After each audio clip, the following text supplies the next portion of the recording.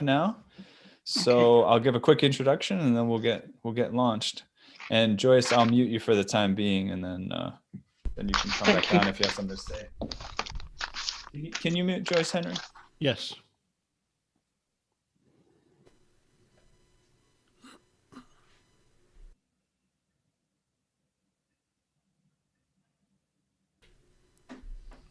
Okay.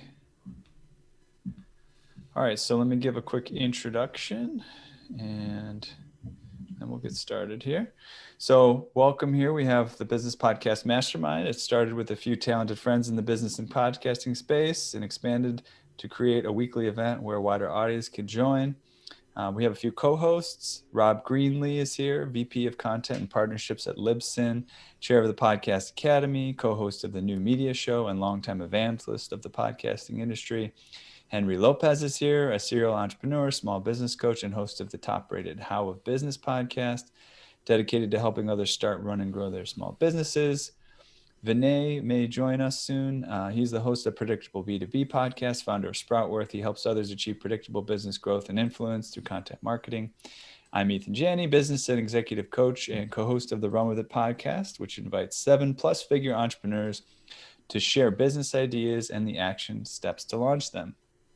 And so for today's session, we were supposed to have Mark Asquith, who's going to talk about building influence.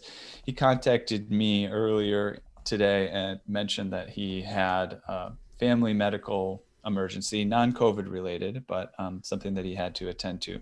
So unfortunately, he won't be with us today. But I've spoken with Rob and Henry, and we've come up with some topics that we think would be useful to chat about. And so we'll dive in on those topics and get started. I'll just throw a bunch of them out there just to get them on the table, and we may not cover them all, but we talked a little bit about talking about maybe storytelling in podcasting or storytelling in general.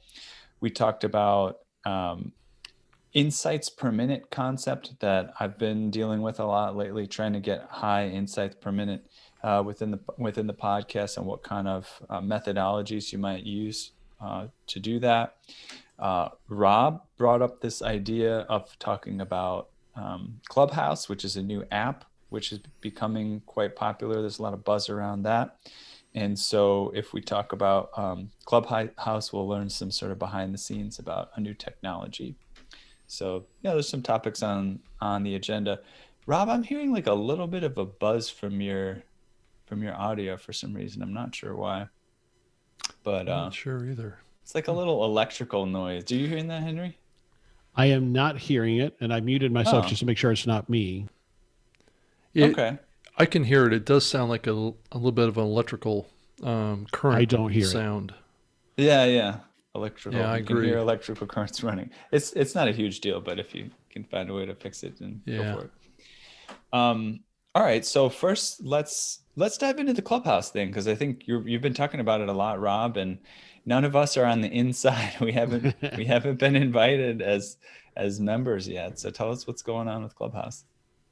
Well, I mean, it's a new app that's been around for a few months now. That's been growing. It's only on iOS, so you have to have an iPhone or an iPad or something like that to be able to get into this. And it is in a beta right now. And what I would call it, I mean, they're calling themselves what's called drop-in audio is that's the tagline that they're using to describe what the platform is. But what it really is, in my view, is a social audio platform. So as you think about social media, Facebook and Twitter, they've kind of played in the realm of visual, textual, mostly video, where this app is only playing in audio. So, and live audio at that. There is no on-demand piece. There is no replay. There is no kind of public aspects of this, though some people are playing around with the app in doing like simulcasts with live podcast recordings. So like they'll use like a Procaster, a Rode Procaster, and pull in the audio into that mixer that's out there, and be able to pull the guests that can come into your session in Clubhouse into your live show that you're streaming out to various platforms. But you have to notify everybody in the Clubhouse room that you're streaming it live, and it's being recorded, because most of the other sessions in Clubhouse are not being recorded and are not publicly available except for people within the Clubhouse community. So that's what makes it a little bit different. And what people do is they come in, they set up a topic of conversation. It's like a session. You can schedule it. You can say on Friday at 6 p.m. Eastern, I'm going to have this session that I'm going to set up in the Clubhouse app to talk about how to monetize a podcast is a good example. And you can invite people. It's on the calendar. So when that time comes up, the identified hosts, so you can create almost like a panel, just like what we're doing here. You could duplicate what we're doing here over in Clubhouse, and then just invite people to join you, just like what we do here. And it's just audio, and you just have a conversation about just like what we're doing here. It's just that it's audio only. Only audio, no video. There's no video. There's no texting. There's no messaging between people. It's only spoken word. Now you can create separate private conversations between users, so you can, but it's all spoken word. There's nothing written going on. People will set up a profile page in the app for your membership in this platform that'll have like your bio and links to Twitter and the Instagram platform. And then what's also interesting about it too is that when you get an invite from someone, that person that invited you to participate in the platform is identified on your profile page as this person was nominated you for inclusion in here. So it has some social responsibility that's linked up with this. But the conversations that are going on in here can be rather extreme. They can be on topics that are, many would consider to be not PC topics. Just your imagination can run away with you. And I think it's been a controversial platform because of that. And some speculated that it's going to get shut down or closed down because of what we're seeing happen, with like Parler and some of these, where it could, if it's opened up to the public, could become a platform that maybe could be utilized for polarizing kind of content or whatever. Mm-hmm. And it is private, but nonetheless, I haven't seen anything in here that should raise too many people's alarms yet. But there is no moderation of it, so the moderation happens from the session leaders. So if you set up a session in here and you're considered one of the moderators, you have the ability to take people off the stage. You have the ability to invite people up to the stage. So you have a lot of power over what happens in the session. So if things get out of hand, you can kick people out if you need to. But I could set up a session on any topic that I so wish. Right, and no native record function is what you're saying. There's no native recording capability in here, though. Like I was saying, some people are recording it through their iPhones through a mixer, and then putting that out as a podcast. But you have to be disclosing that. Plus, it says in the terms of service for Clubhouse that there is no recording. So even doing that, you're actually kind of violating the terms of service at this point. And I'm not sure that I haven't seen Clubhouse crack down on it yet. So it's one of those things that people are doing in the fringes of the platform to try and I think where the possibilities are is being able to bring in audience into your show, right, through this platform. To conversate with you. You can have a co-host or whatever that's outside of Clubhouse, but just creating this conversation in the application, and not every show has a format that caters to that too. So I think that's the thing. It depends on the format of the show, what you're trying to do with the show, how much audience participation you want in the recording that you're doing. Is really key to that, and currently it's limited in its accessibility. Mm-hmm. Even in that scenario, though, since most of us record our shows and then release them, I'd kind of have to be violating that policy right now. That is open just to my audience. That then it's pseudo live, if you will. I mean, they participated, but then it gets recorded and released later. Yeah, as a podcast on a different platform, yeah. right? It's not in that same platform. So what makes people, I'm just curious here, like this is just basically a conference call, right? I mean, we've had conference calls for, a long time.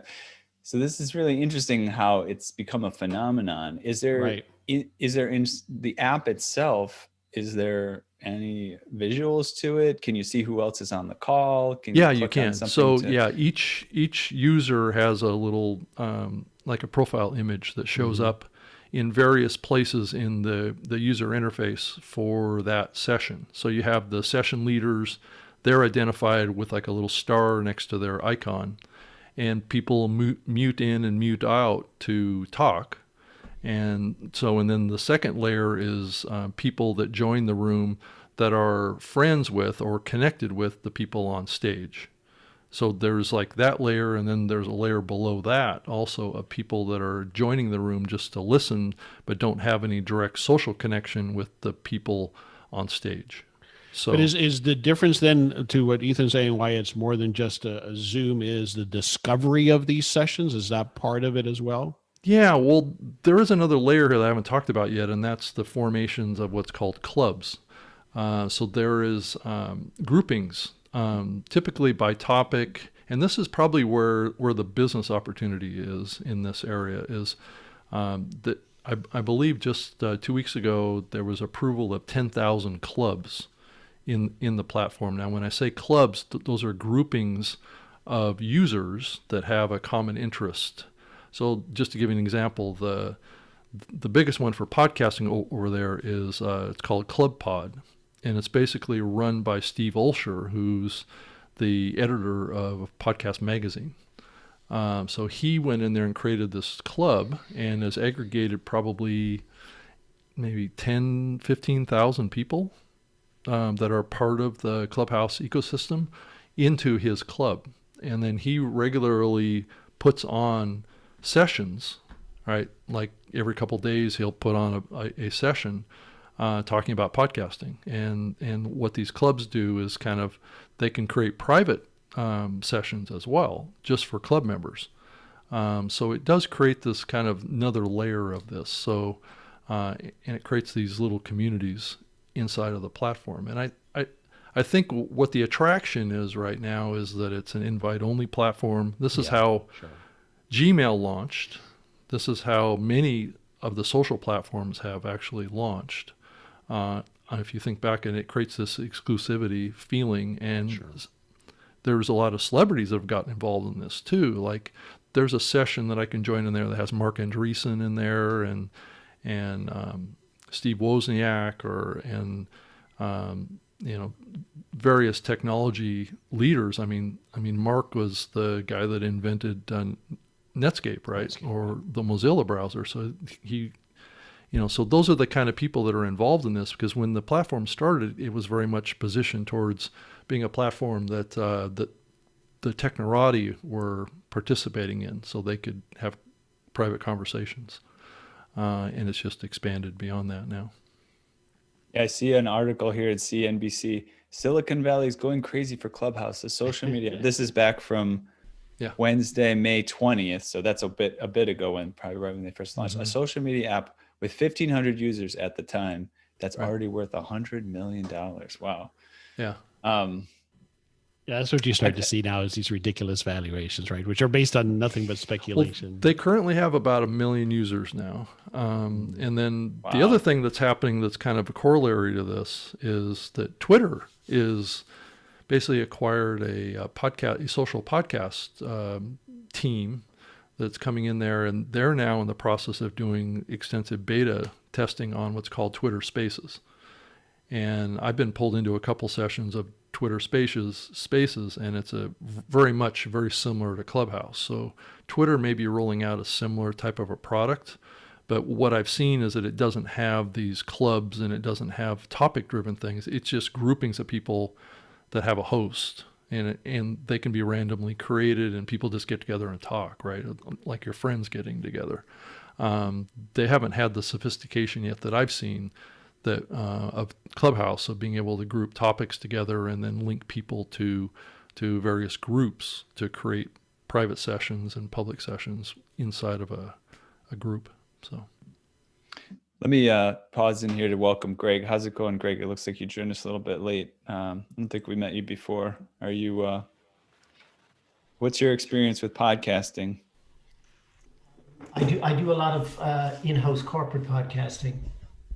Okay. And sort of as an internal communications tool, just for the moment. Before, many years ago, I used to do a lot of stuff on local radio for about 7 years. So yeah, I'm very interested because I think like TV has gone Netflix. I think radio is going podcast.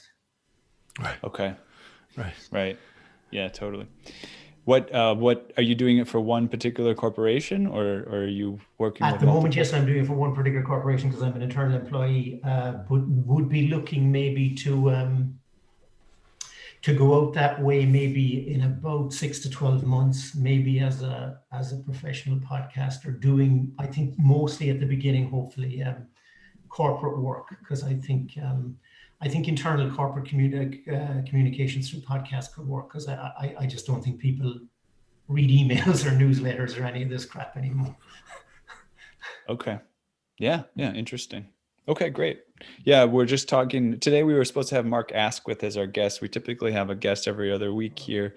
Mark had some family issues and he had to cancel on us. But we're talking about Clubhouse, which is a new app that only a limited number of folks have access to, but it's an audio only app that makes an interesting transition from where we are in podcasting to something new. And Rob is the only one here who has access to it. So he's giving us the yeah, scoop interestingly, on it. I was talking to a friend of mine about it. He said he's into it, so he's starting to jump in and out.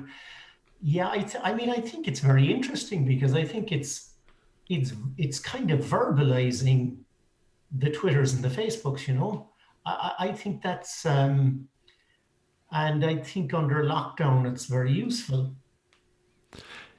Yeah, it does create a very much of a podcast conference type of a feel to it. It's like the social experience that you have going to a podcast conference in the hallway between sessions. Yeah. Where people get together in small groups or larger groups to just sit around and talk about various things in the podcasting thing. It kind of enables people to feel like that they're able to connect to others in ways that we have not really been able to do in the same way.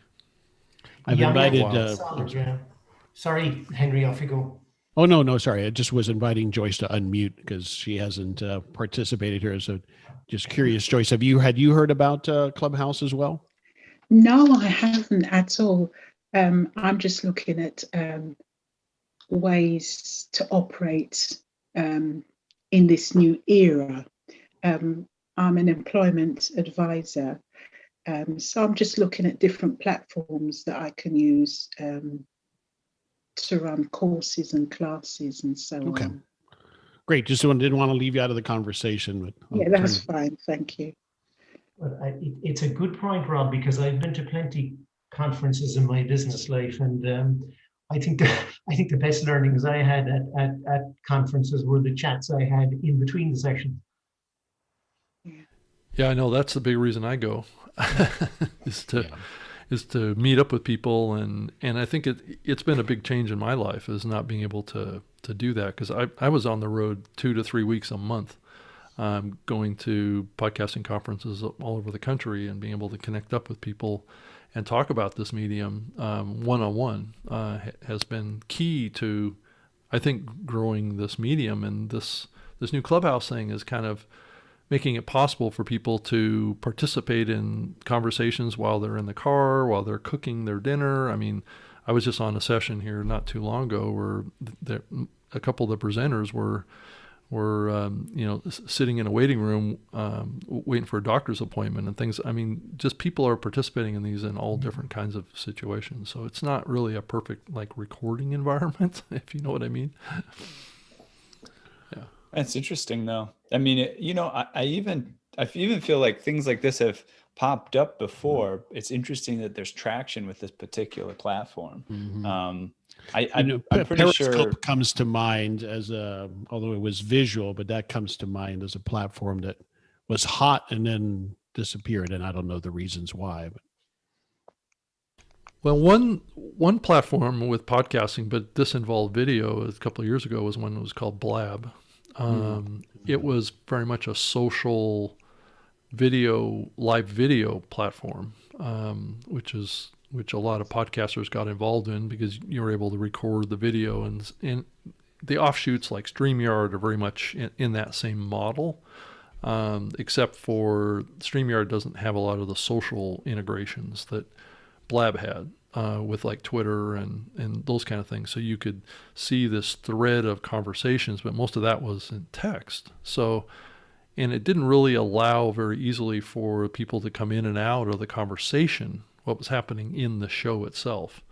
And I think it's the social dynamic and people feeling like that they can connect up with new people. They can maybe market what they're doing. I think there's a lot of that going on right now too. There's a lot of people in that community that are looking to promote their whatever they have, right? Learn how to make money, promote their masterminds, or promote their whatever. And if they get on stage in a session that has 1,000 people, right, they can present their ideas. They can casually mention the projects that they're working on to a lot of people, in one session.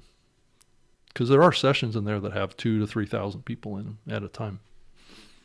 The guy I know that's interested in it, he's working for some big global science in innovation.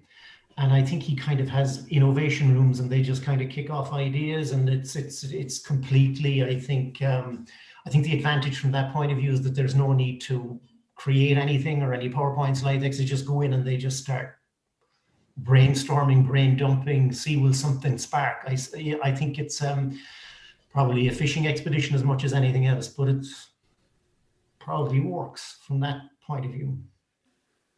It can be a little intimidating too in there.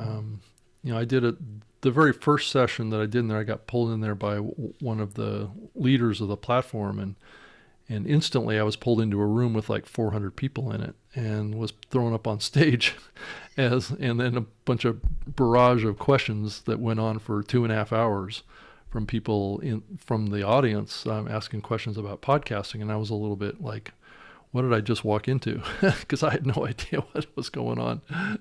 So it was an interesting experience. So, and this is sort of maybe off topic for what we talk about in here, but is there any buzz about how they're going to monetize this thing? I mean, is it,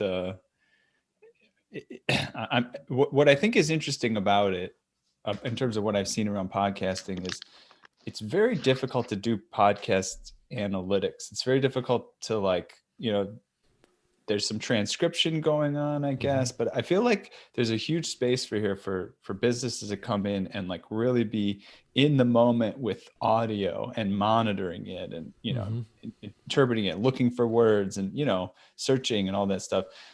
Are they going to be listening in? I guess that's my question, right? Because that's what all these other social media apps worth millions of dollars, billions of dollars, which you don't pay for, are doing. They're listening in. Is that the thought about where they're going with this? I think probably the model that makes the most sense for business side of things is creating your own club and being able to scale that and monetize that through maybe paying membership fees to get access to this exclusive club of sorts that has other people in there that you can network with. So it could be the model going forward. Is brands coming in there or thought leaders or whatever that creating their own personal brands in there that can build large communities, like a Tony Robbins could create a community in there, or one of those guys. Like a Gary Vaynerchuk could come in there and create his own massive community in there and monetize it through various levels of subscription models, probably. And so like ostensibly members of Clubhouse would pay like a subscription to be part of their thing, and then the Clubhouse app would take a cut or something. Right, right. And there could be various levels of participation that you have in that Clubhouse based on your stature or based on your, whatever metric that they want to apply to it. And the more people you have in your room, maybe there's some way that can be either a rev share can be done, or there's some methodology in there that you can have sponsored rooms or something like that. I'm not sure. So it'll be interesting to see how that plays out. But, if you look at the social platforms today, Twitter and Facebook, they're monetized through targeted advertising. So that would be more than likely one part of whatever solution comes up here. Right. And then I guess the point I was making too is the targeted advertising is only possible because they're listening in, right? They're monitoring what you do. They're keeping track of your demographics so that the advertisers can come pay for targeted advertising. Right. So people are populating their profiles pretty extensively with their backgrounds, and they're linking out to Twitter and Facebook, or Twitter and Instagram, which I'm sure there's a certain amount of data sharing that's coming from those connections as well into the platform. So they may have a model as you look to the future. Yeah. Okay. Do we want to talk more about Clubhouse, or should we move into another topic? Move on to something else. I think we should move on. Yeah. Okay. Yeah. All right. I'm interested to kind of talk about two things we can chat about. One is just the general topic of researching for our podcast episodes, and what kind of methodologies we do, and do we take notes, do we put things together, how much research, that kind of stuff. I've been doing a little bit more research myself lately. And then on top of that topic, or inside that topic, this concept of insights per minute, which has come up, that we got from Cortland Allen, who's the host of Indie Hackers podcast, which I think he got from hosts of the My First Million podcast, which is just, trying to keep your content moving so that something interesting is happening, as often per minute as you can. So anyways, but before we go into any details on that, what's the status of the research for you, Henry? Are you doing a lot of research for the podcast? How much time? And I always have, and I struggle with this because I'm always curious what others, how others do it. And I've heard over the years, two models. One is people who don't, well, I think this ties into how much prep and outlining you might do for a show. I fall to one end of the extreme, and there's people who don't want to know anything at all going into it because they feel like that can impact the conversation. So I put in on average about an hour per episode if I'm interviewing somebody. Certainly that's an average, sometimes less, hopefully not too often any more than that. And that includes for me. And so what I'm doing in that hour, this is not counting that initial vetting to say, yes, I'm going to invite somebody or not. That, I try to do that as rapidly as possible. And that's based on several criteria that I have. But once I've decided someone is going to come on, then I have it on my calendar. And like today, I would have looked at what do I have coming this week? Because I try not to prepare too far in advance so that it's fresh in my mind. Mm-hmm. But then I'll spend about that 30 minutes to an hour. I'm listening to them on previous shows. I'm reviewing their materials. Certainly, if I've gotten a one sheet from their booker, I'm obviously reviewing that. And as I'm doing that research, I'm preparing my outline of questions that I'm going to use as my guide when I'm conducting the interview. So that's my approach. That's what works for me. I prefer going into an interview knowing about the background so that I can ask questions and based off of that. Question, you said you spent about an hour, half hour. Is that something you literally put in your calendar? This hour is for research, or to just sort of happen? Mm-hmm. I don't block it out, even though I try to do time blocking for my major projects. I don't block that out. So it's just, I know that I've got a podcast on Wednesday. I usually try to do it no later than the day before, ideally a couple days before. Then for my day planning, I know I got to set aside an hour to get that done. Right. Yeah. One thing that I've noticed is along with other things that I've noticed a trend. There's certain things that seem a little bit intimidating, or like, oh gosh, no, I'm just going to put in some time for research. Oh, okay. And it's one of those things that I've learned that it actually can be quite fun. Once I got into a good rhythm and I know what resources I'm going to, listening to podcasts, getting interested in an idea, getting interested in background, things like that. So yeah, as I've done it more recently, that's what I've been coming across is listening to podcasts. That's a great resource too. You can get a sense for the guest's personality. If you listen to them on another podcast, you get a sense of their background. If you listen to multiple episodes of multiple podcasts, you get a sense of like, what are the stories that they always tell? So, so that you don't tell them again, or so that if you want to expound upon a topic, you can ask them, and you can also appear informed and interested when you're talking with them. Right. And then that works for me too. And I'm always looking at it, Ethan, when I'm doing that research, especially if somebody who's been on a lot of shows, there's two ranges of people who haven't been on a lot of shows, people who have. I'm looking for, it's helping me inform me, what are those questions I can ask that are different, that maybe take a different angle here, that explore something different. And I also, for me, when I'm a listener to podcasts, I don't like the approach. I'm not saying there's anything wrong with it.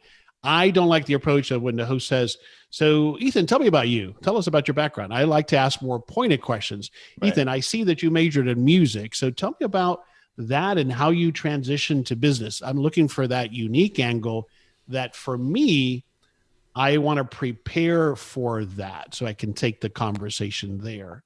That's just what works for me. I do, going back to who I have on my show, it's rare that I'll have somebody else on that I don't have some reference content to review. So they have to have been on some other shows, or they've done a TED Talk or some kind of video content, so I can measure how they communicate verbally, right? So that I can have a measure of that. That's important to me. Now, if it's a book, often that's the book. I don't necessarily always read the entire book, but I will have at least perused the book if they send me a soft copy of it, or if somebody whose book I have, like John Warlow was on recently. He's the author of Built to Sell. Big fan of that book. I've read it before. I had it on my bookshelf highlighted because that's what I do with a business book. Went back through it and I was able to really ask some good questions, I thought, based on having actually digested that. I don't read every book if it's somebody who's written a book, because it's just, I wouldn't have the time, right? But that's key to me. I think it ties to what you were also going to talk about, if we have time, those insights per minute. I've tried to be more conscious of that since we had Cortland on one of our sessions here. And I think the only way I can try to accomplish that is if I have some preparation, then I can hopefully move the conversation along to where I want it, so that we can get those insights out of the conversation. Yeah. And in our podcast, we talk about business ideas. So we're not always interviewing the guest per se. So we've noticed, especially with the feedback we're getting from Cortland, who's a listener of our podcast and kind of has his ideas of what he wants to hear about. We don't talk too much about the guests, although it is good to have some information on them, but we do talk about that idea. So we do research on the business idea now. Yeah. And what would the market be? What's the market size? Are there any competition? Things like that. And then it definitely feels good to be able to bring in interesting tidbits to the listener, that they might have questions in their head even while they're listening. And now you have the answer to those things. I think that's been really helpful in terms of our podcast. And there was one thing that I was going to bring forward about you had just, what was the thing that you had just said? Jog my memory. About reading a book or preparing for John Warlow or an outline. Yeah, I'm not sure. Let's move over to Rob. I'll think of it. Yeah, I wanted to contribute my my experience with doing interviews and how I approached them. There's kind of two ways that you can go about that. I think from a topic perspective, I think as a show in a particular genre, I think, and this is the role that I took for many years with my radio show, was I had a I had an agenda of what I wanted to cover in the show based on the trends that I was seeing in the area that I was covering.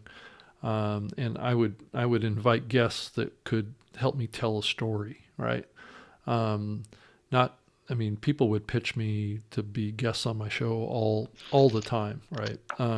And 90% of them would be kind of like not relevant because that wasn't the thread of thinking that I was on with the show and the journey that I was trying to take my audience on.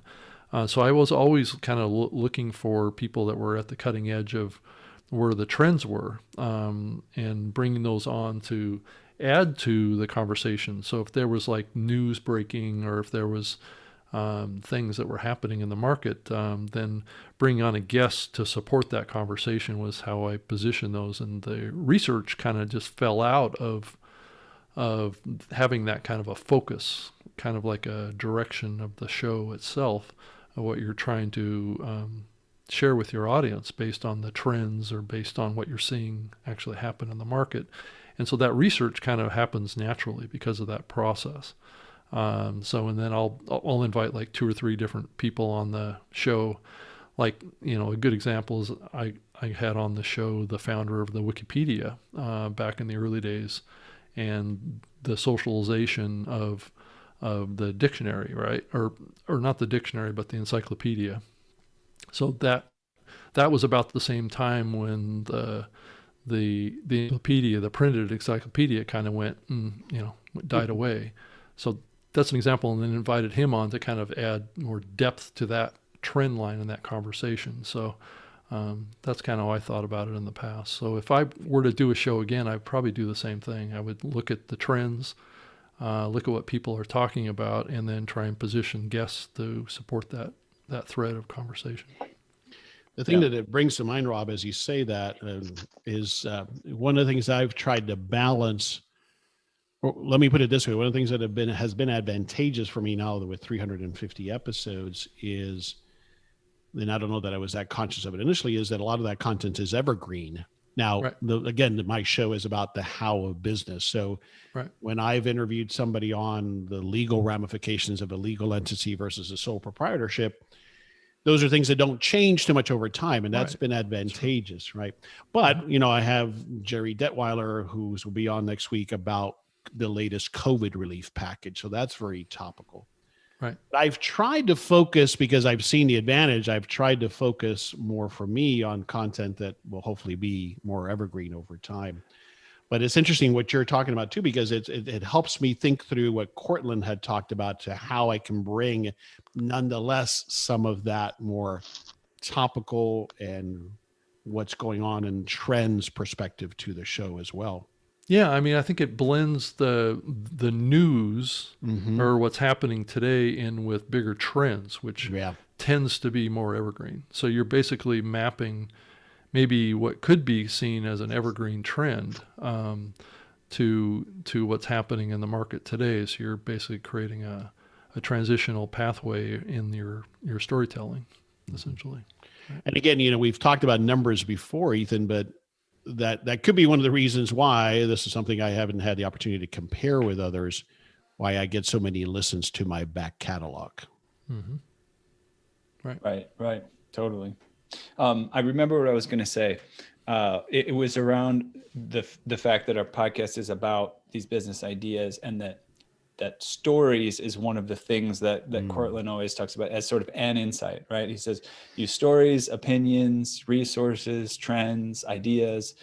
And the one thing I wanted to give an example of, as my understanding of telling a story has grown, and what that means as an insight, and what he meant, right? Because he said, tell a story. And at first I thought, well, just tell a narrative story.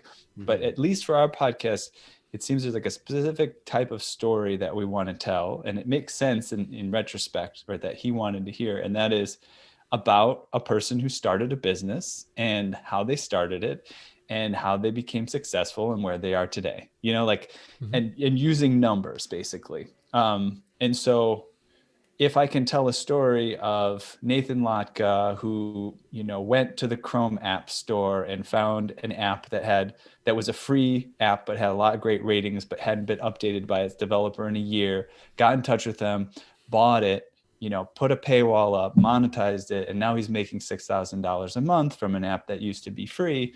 And he really didn't have to do anything. He just hired a developer on Upwork to get that business going, right?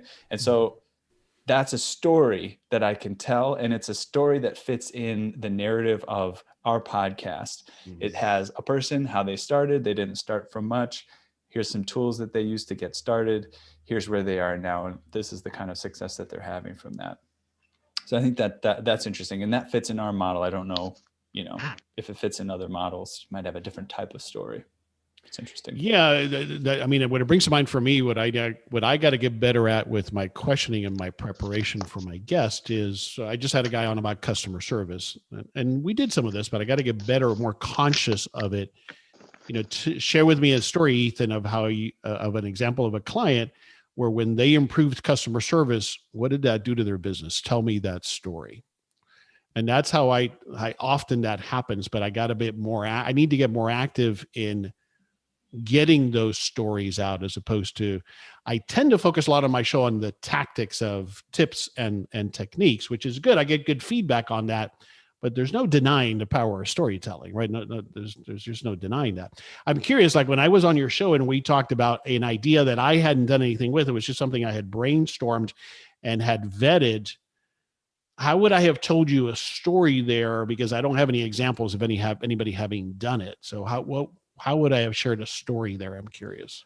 So the interesting thing, the way that we're dealing with it, at least, is we're finding the stories ahead of time that fit into the podcast topic. Mm-hmm. So for example, that Nathan Latka story that I just told, the episode we did with Tyler King recently was his business idea was an app. It kind of had like a Chrome app that you might have in your email, and send an email, link up with your calendar and Google, and take some notes for a meeting, for example. And so in my research for that, I researched Chrome apps and apps that reside in Gmail and stuff like that. And then I came across Nathan Latka, and I found this story, and I said, oh, okay, so that would make an interesting story. And if it's useful, I'll tell it during the session. If it's not, I won't. But if it is useful, I'll tell it during the session. And you might use it to say, interesting related story, tell the story, and then maybe ask a question off of that to me. Yeah. So interest in our podcast, we often talk about how to get an idea going. Yeah. Right. So what are some methodologies that would start a business? So, I told, and I didn't tell that story just to tell it. There were some other topics that came up in the conversation, and they fit. But then it also covered another topic that was useful. So for example, I also noted that when he bought that app from that developer, it didn't cost him very much at all. It was like, ended up being, I think he took on some debt that they had to pay it down, basically, because it was an app that was from another country. But the specifics of the idea aside, the idea is that you could buy an app for a few $1,000s, and you get the user base. And so I got to insert that in the conversation as like, oh, here's a way that you can get like a contact list and a user base. Even if you have a different idea, but you want to get a user base, you can do that by buying an app. And so that's where it comes into the conversation. They're like little examples of, yes, you could do this, but here's an actual example of how you could. Yeah. All right. Just as interesting that we're getting folks joining this late in it, but we are at less than 10 minutes till 2. So we want to see if anybody has questions. Sure. Yeah. For anybody that is just joining us, if you have a question, well, you haven't been listening that much. You've already been here. If you've already been here and you have a question, you can say so. If you've just joined us, we've been discussing various things in this session, all the way from the Clubhouse app to preparation for podcast episodes, to designing your episode content to maximize the insights per minute. If you did just join us, feel free to write in the chat who you are and what's your background. Joyce and Greg have been with us for the majority of this session. Did you all have any questions or comments that you wanted to bring into the conversation?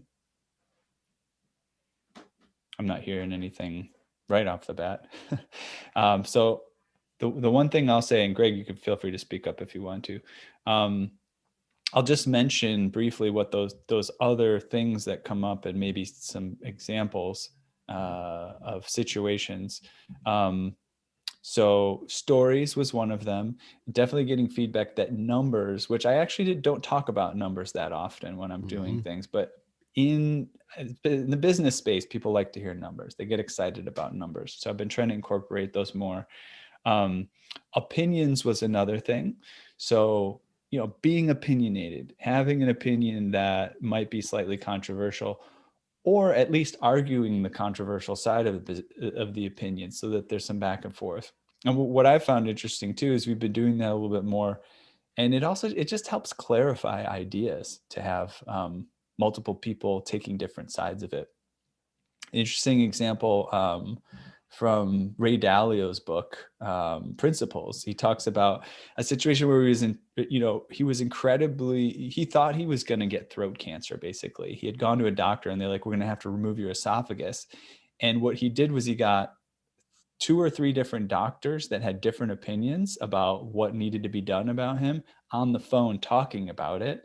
And then they finally settled on an opinion about what should be done. And it was way less extreme than what the initial thing was, but the point there is that, having a conversation where there's differing opinions can be, quite productive. So other thing, resources. So I look for facts and figures, or maybe like an app, or some sort of a website or an article or something that I can reference in the session that people can go and check out. Come up this idea that, not that people can do this during podcast sessions because they're often busy and they can't like click a link and go away from it. But if there's anything that happens during the session where they go, I want to check that out, I want to go do that. It seems like those tend to be good things to put in the episodes. Trends we already talked about a little bit earlier, and ideas specifically for our podcast, actual business ideas or new concepts we try to put in there. And then we just find in the research process, I'm just thinking about all of those different things and finding take that actual list of different things and say, what would be a resource that would be in line with this topic? What would be a story that would be in line with it? Just Google searching, and then I put it in a document and call it out when necessary. Maybe I edit a little bit to make sure it's concise and, fits the format. Yeah, I was on a Clubhouse session here just a day or so ago, and a podcaster brought up this idea, and I'm sure it's not really necessarily new, but it's an interesting insight into this conversation here is if you bring a guest on to talk about a particular topic and you have basically a goal in mind around some powerful insights that this person can bring to that conversation. Sometimes conversations, those insights kind of get basically kind of, I don't know if lost necessarily, or people don't take away what they should from that process. To some podcasters are starting to do like follow-up episodes. So like they'll have the main episode, and then two days later they'll do a summary episode of what was just discussed that kind of wraps up the key takeaway points, and that a person can actually do, right, versus just the conversation of why and what the experience was doing it, but to actually create an episode that basically summarizes all that stuff too. I don't know what you guys think about that, or if you ever. I love that. It's like the format we've been following on this Mastermind. Yeah, it is. That's true. That's true. That's true. No, I love that idea. I don't know that I would, as I'm thinking about it real time, Rob, I don't know that I would do it for every show, but I can think of episodes where that would be very powerful to follow up on content. And then I might even edit in and remember, Rob said this, take a listen to what he said here. I want to talk about that particular point that Rob made. And I've looked up this research, and so I could play off of that, especially on these topics that were really that, and also powerful. If you get any kind of audience feedback from that conversation, maybe you can thread in those comments too into that. Right. I like that. Now, here's an interesting idea. I have no idea whether it's a good idea, but that also sounds like it would take some time and energy that we might not have, right? Yeah. Yeah, definitely. So, what if but people sometimes are hiring assistants or something to do research or help out with something like that, right? You could potentially they'd have to be pretty competent, but some sort of Yeah. assistant, and give them their own podcast episodes where they do the review. Like you do the main podcast and then they do a review episode where they come in with comments and put that together. Definitely would be fun and engaging for someone to work on if, you know, if they're excited about your podcast. Yeah, that's compelling. So we're almost at the hour here. It's actually quite an interesting conversation. I'm really glad that we got into these topics and kept talking about them. I'm happy to talk a little bit more because I know we started a little bit late, but we could also just jump off. We can jump off pretty much. Well, what's next? What's coming next week? So next week we would typically have a discussion of this week's session. So we'll have to brainstorm among us about what we want to talk about. Well, hopefully we'll be able to reschedule Mark. We'll find out, right? Yes. I emailed with him and he hasn't got back to me yet, but he said he'd like to reschedule. So I asked him which Mondays are free for him in the future. So he should be getting back to us on that. For the time being, next session, because we haven't had much time to book someone, probably be just an open session. Although if you guys can think of anybody that'd like to come on, we could bring in somebody last minute.